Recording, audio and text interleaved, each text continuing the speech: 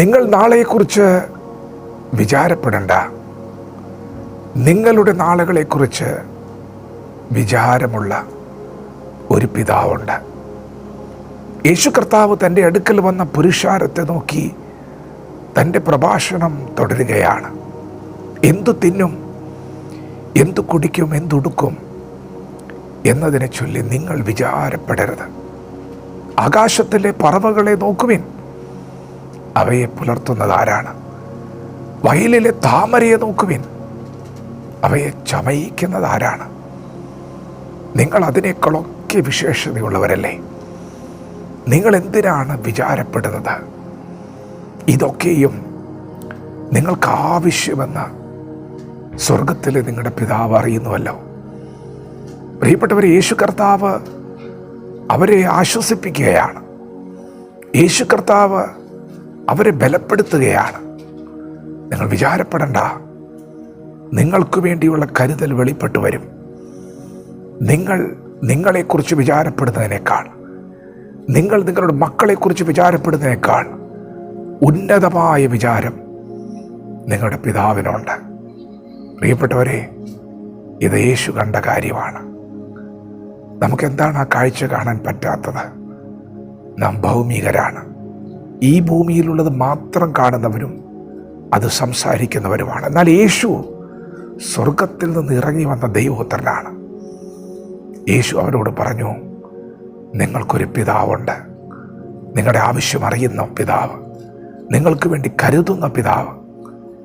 നിങ്ങൾ വിചാരപ്പെടുന്നതിനാൽ നിങ്ങളുടെ നീളത്തോട് ഒരു മുഴം കൂട്ടാൻ നിങ്ങൾ കഴിയുമോ? ഇല്ല. ദൈവത്തിന് നിങ്ങളെക്കുറിച്ച് വിചാരമുണ്ട്. പ്രിയപ്പെട്ടവരെ, നിങ്ങൾ വിശ്വസിക്കുക, നിങ്ങൾ ദൈവത്തിൽ ആശ്രയിക്കുക, നിങ്ങൾ ദൈവത്തിനായി കാത്തിരിക്കുക. ഇന്നത്തെ നിങ്ങളുടെ അവസ്ഥകളൊക്കെ മാറും, നിങ്ങളുടെ ശൂന്യതകൾ മാറും. ദൈവം നിങ്ങളുടെ സ്ഥിതി മാറ്റുന്നവനാണ്. നമ്മുടെ പിതാവായ ദൈവം നമുക്ക് വേണ്ടി കരുതിയ കരുതൽ എന്താണ്?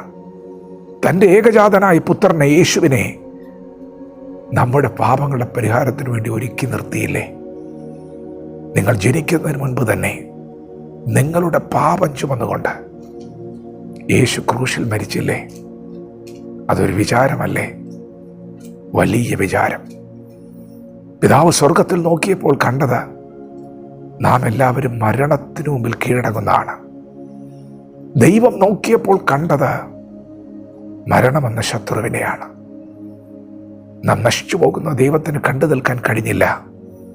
തൻ്റെ പുത്രനായ യേശുവിനെ ജീവന്റെ അപ്പമായി നമുക്ക് വേണ്ടി ലോകത്തിലേക്ക് അയച്ചു. നമുക്ക് പകരം യേശു ക്രൂശിൽ മരിച്ചു. നമ്മെ വീണ്ടെടുക്കുവാൻ മരണത്തെ ജയിച്ച് ഉയർത്തെഴുന്നേറ്റു.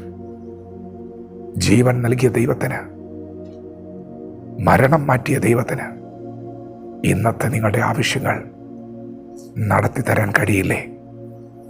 അതെത്രയോ ചെറിയ കാര്യമാണ്. വിശ്വസിക്കുക, ദൈവത്തിൽ ആശ്രയിക്കുക. നിങ്ങൾ ദൈവത്തിൻ്റെ കരുതൽ കാണും. ബാലസിംഹങ്ങൾ വിരകിട്ടാതെ വിശന്നിരിക്കും. യഹോവയെ അന്വേഷിക്കുന്ന നിങ്ങൾക്ക് ഒരു നന്മയ്ക്ക് കുറവുണ്ടാകില്ല. നിത്യ ജീവനെ തന്ന ദൈവത്തിന് ഇന്ന് പകൽ നിങ്ങളുടെ ജീവിതത്തിന് ആവശ്യമായതെല്ലാം കരുതാൻ കഴിയും. നിങ്ങളിത് കാണാൻ പോവുകയാണ്. വിശ്വാസത്തോടെ വചനത്തോട് പ്രതികരിക്കാം. ദൈവം നമ്മെ ഓരോരുത്തരും ഈ പകൽ അനുഗ്രഹിക്കുമാറാകട്ടെ. ആമേൻ.